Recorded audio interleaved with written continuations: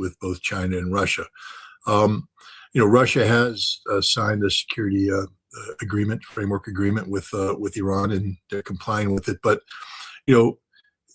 it's very difficult to enter into a broad-based security agreement when you have pre-existing conditions such as conflict with the United States that would, if Russia was to do a full embrace of Iran, would mean that Russia's now party to the conflict. Russia's had to play certain games, and so there's been limitations to what Russia can and can't do, or at least what Russia is willing to do. And the same thing with China. But I think once Iran becomes fully liberated, they'll be able to renegotiate their relationship with both Russia and China. And this is a security guarantee. This strengthens Iran. And I think both Russia and China have taken a look at this conflict and understand the emerging weaknesses of America. First of all, China. Look, the policy of the United States regarding China, as expressed in the 2025 National Security Strategy, was one where we were going to contain China and curtail China, that we were going to demonstrate to the Chinese our conventional military overmatch, meaning China didn't stand a snowball's chance in hell to take us on because we were just so powerful. That's over. Part of this framework was not only that we would have our own inherent conventional military supremacy over China, but that we were backed by 3 regional alliances that just made it impossible for the Chinese to have a move. The tripartite agreement between the United States, Japan, and South Korea, AUKUS between Australia, United Kingdom, and the United States, and then, of course, the Quad involving India, Japan, the United States, and Australia. These 3 security frameworks, were going to hold the Chinese in place. None of them exist. They exist in name only, but they're all dead. Tripartite agreement. The Achilles heel, of course, is South Korea and Japan's dependence upon Middle Eastern oil. Japanese, 93%. South Korea, 43%. Their economies are crashing. Moreover, the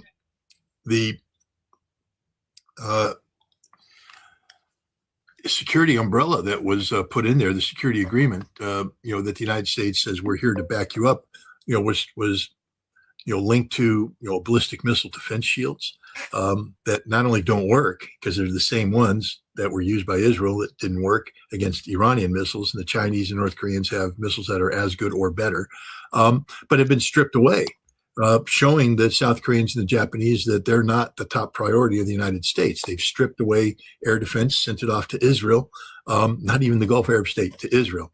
And so say goodbye to the tripartite agreement. Both Japan and South Korea now understand that there's a need to get along with China, to get along with North Korea, as opposed to be positioned to contain them, and et cetera. They don't trust the United States anymore. AUKUS, the United Kingdom, is out. They hate the United States right now. Keir Starmer has basically called Trump an enemy to the world. And Australia, is sitting there going, the whole concept of AUKUS is we were going to get nuclear submarines that we're not getting right now. And 2, it was supposed to be to provide for our security, and we're sunk. Thanks to the United States action in the Middle East, we have no diesel fuel. Because we have no diesel fuel, we have no ability to transport goods. Our stores are bare. We're running out of energy. It's a disaster. So, there goes AUKUS. And the Quad, same thing. Japan, out. Australia, out. India is recognizing that they need to deal with the same economic realities that Iran needs to deal with, meaning good, close relations with BRICS, that the United States is the enemy, not the friend, that they need stability, regional stability, and that the United States, as long as it's aligned with Israel, represents the antithesis of that. So the Quad is out.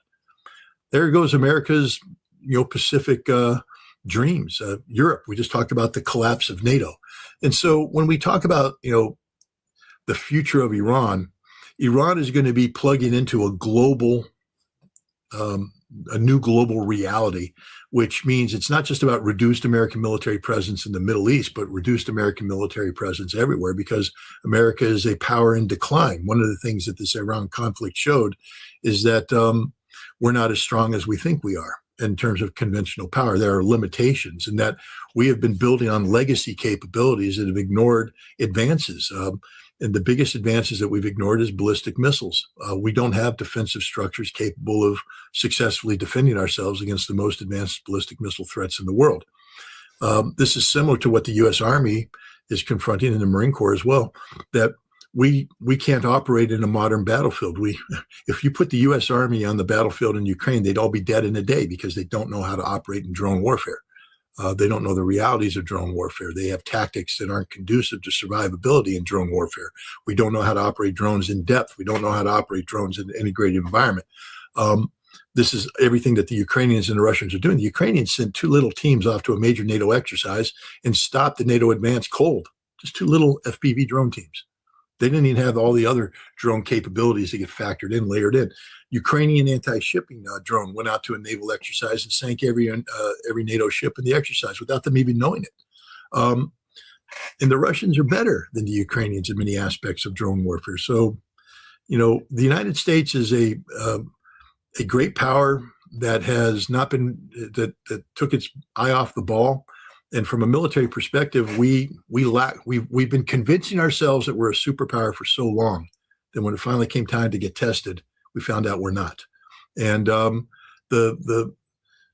what's going to be needed to fix this problem is beyond comprehension in terms of the scope and scale. We literally have to redo everything we do, and we do this in a political environment where nobody likes to admit failure. I mean, who's going to stand up and say, it's my fault that for the last 30 years of my career, I've been pursuing the wrong thing? No one's going to do that. So it's going to take a long time for the United States to fix the problems it has, if it can ever fix it. One of the things about losing a war, and we lost this war if we ever can admit it, is that there's lessons learned, and maybe we can go back and draw upon these lessons and make ourselves more efficient militarily. But that's a double-edged sword, because the United States doesn't know how to behave responsibly. I'd like to see us diminish the military aspects of our foreign relations and start emphasizing diplomatic things. But, we're spending $1.5 trillion on our military next year, and Marco Rubio has slashed the State Department's budget by 50%. So there we are.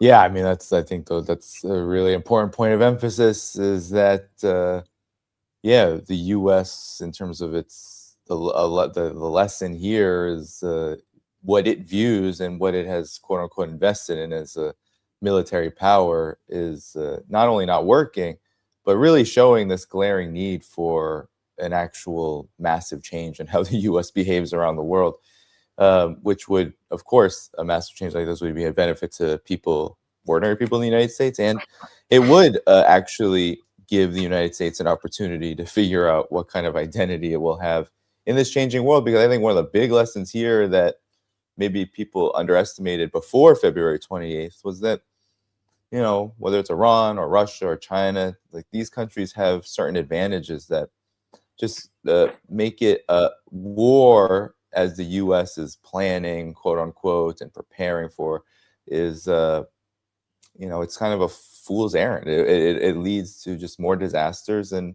it leaves the U.S. even weaker. And that's not something that these big, especially the big business, will survive very long going down this path. It'll be bad for it. So what do you make of the overall, this lesson in terms of this changing world? We're in a much different world. Even this last month, 6 weeks, 7 weeks now, seems to have changed a lot of things about how we see it or how we should see it. Well, there's the problem. Perception creates its own reality. And as I said, we're in the United States, we're caught up in theater, not reality. We're caught up in the theater of Trump politics. Again, we just have to get down to the foundational realities. When we talk about the United States today, we're not talking about a constitutional republic. I mean, anybody who's trapped in the thinking of, we've got to empower Congress, and we need the courts to become involved and all this kind of stuff. No, we're past that. We live in a dictatorship. Donald Trump has declared it to be a dictatorship. Donald Trump has declared the Supreme Court doesn't matter, that he can disagree with their decisions, and he can move forward in total disregard. And what can the Supreme Court do? They can turn to Congress, but Congress has abrogated its responsibilities across the board. When you have a leader like Mike Johnson, who just has stopped being the House leader and the Speaker of the House, and started being just a compliant rubber stamp for Donald Trump, that means Congress doesn't exist anymore. There's no checks and balances. We have failed the basic underlying principle of American democratic, constitutionally based government, which is checks and balances, three separate but equal branches of government. Federal is 51. If you guys want to go read about it, James Madison laid it out in great detail. So we're not there. We are a cult of personality. That's what we are today. We're a nation where one man is out there, and everything's about him.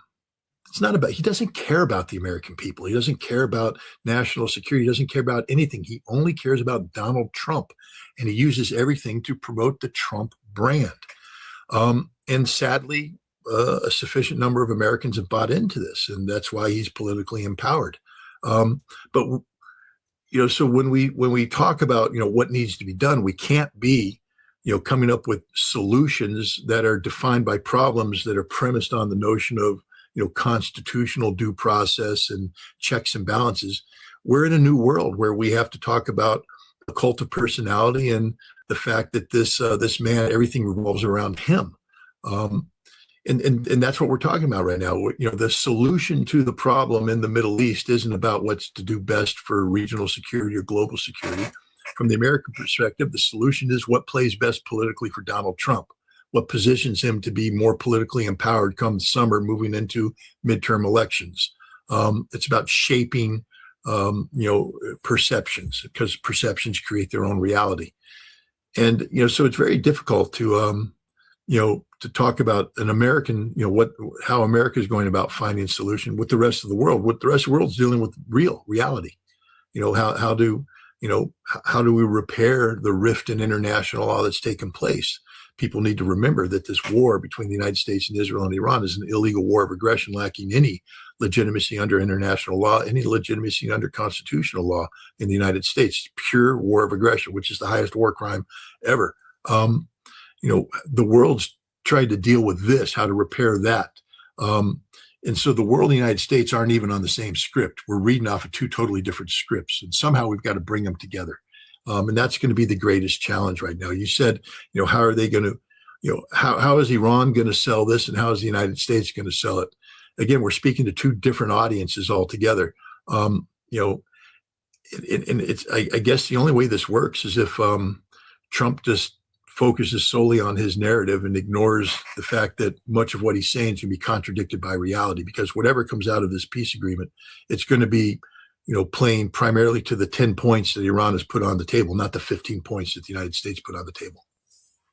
Yeah, those 15 points, you read them. It's just a lot of the same gobbledygook that the Trump administration has been saying about Iran for so long, which some of them don't even have any basis to be even negotiated upon. So, I totally agree with that. And I guess I'm wondering, Scott, in terms of lessons then for the other side, for the multipolar world. I mean, we have Iran, of course, which is in the war directly and had to fight for survival and for its defense and sovereignty, etc. So there's a lot of lessons there for Iran to learn and come away from, especially being on the winning side, as you said. But then there's Russia, there's China, and there's really the rest of the, as you call it, family of nations that are moving in this direction for more sovereignty, for maybe a world where the dollar is not dominant anymore, and more freedom to be able to develop independently and without fear of aggression.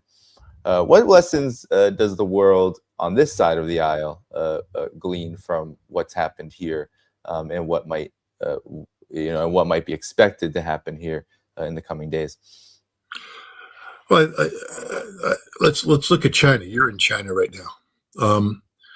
China's vulnerability to global energy markets has been exposed.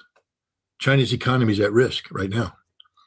If this embargo, if this inability to get oil flowing freely from Iran and the Middle East continues, China's economic growth is threatened. And so this is a big vulnerability that's been exposed. The other vulnerability that's been exposed is China can't, there's no replacement for the petrodollar.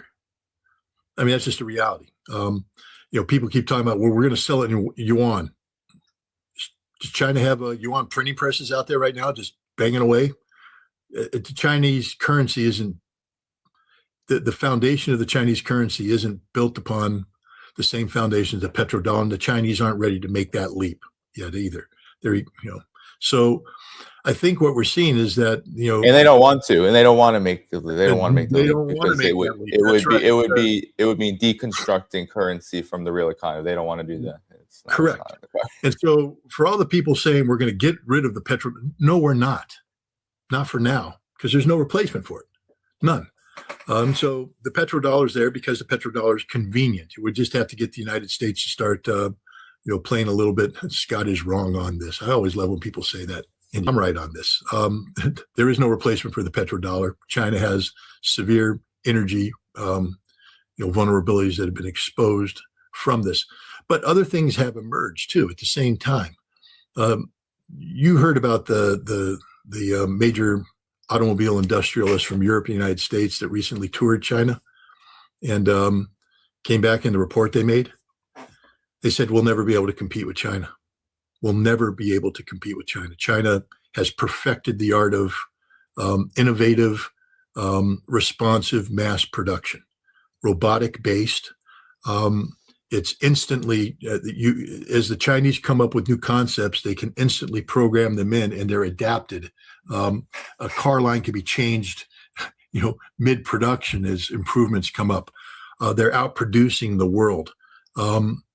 And the inefficiencies of the West, Europe, and the United States are so manifest that we're never going to catch up. I mean, this is a new reality right now, too. The supremacy, not superiority, supremacy of the Chinese model of industrialism is there. Now, China has to be careful because, they still have supply chain vulnerabilities. And as I said, we just found out that if we shut down the Strait of Hormuz, China's got problems until China gets more oil flow from Russia.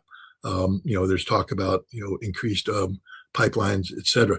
But yeah. I think that this war has brought a lot of clarity to the global reality, where weaknesses are, where strengths are. I think what we found is that the world is far more vulnerable to, we always knew it, but the world pretended it wasn't. Danny, we've had this conversation, everybody's threatened about it. What happens when the Strait of Hormuz, remember before the war started? The Iranians are going to shut down the Strait of Hormuz. Then if there's a war, they're going to strike all the oil fields. Oil is going to jack up to $200 a barrel. And that'll be into the world. And we said that till we were blue in the face. Everyone went, nah, isn't going to happen. It happened. It happened. Yeah. And it's real. And what we're finding out is nobody was ready for this. The Chinese weren't ready for this. And so I think you're going to see a change in Chinese foreign policy, national security policy.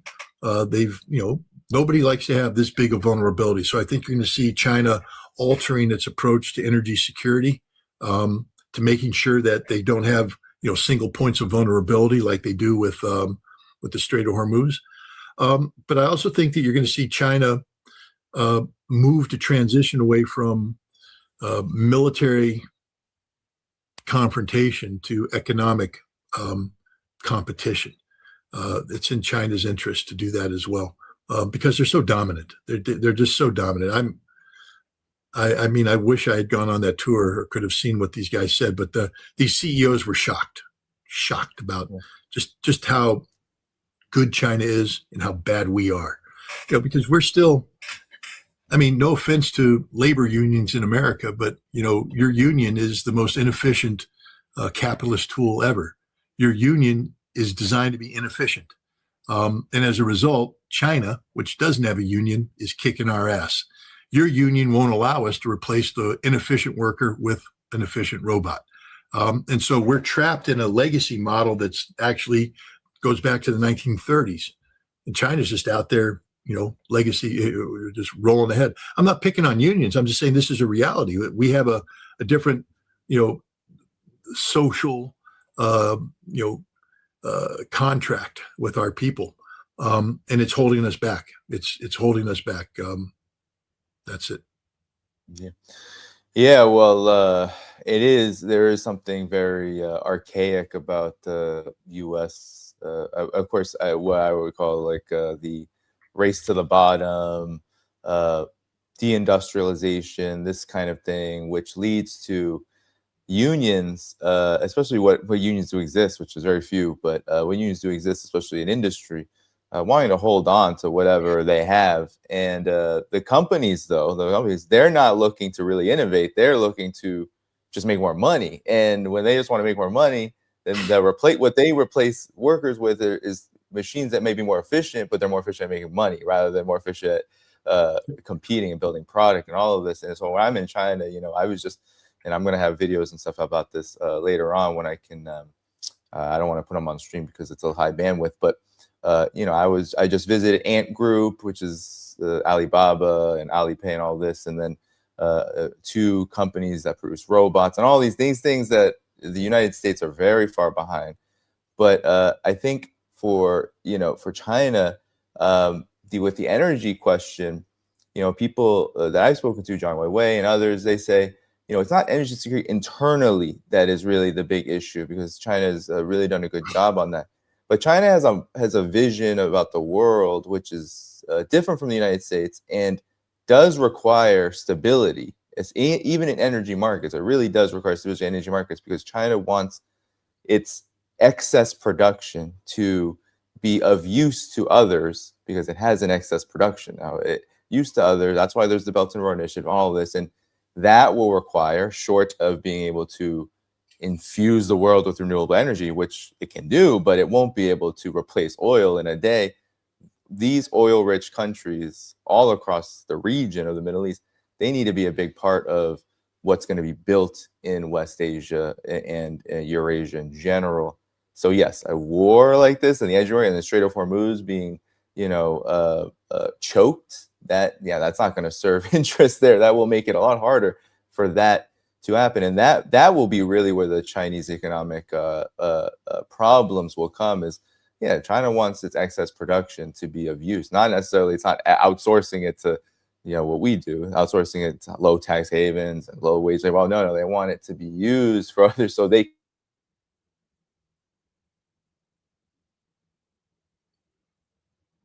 do more money making opportunities, and that is in capital intensive opportunities. All of this, that's really where the dangers are here, because a major war that lasts months and months and maybe years, like a lot of U.S. wars do, that destabilizes energy markets, it hurts everybody, and it would start hurting everybody in the long term, despite the advantages of, let's say, a Russia with all of its oil, and a China with all of its production, and Iran with all of its sovereignty and furious strength and to defend its independence.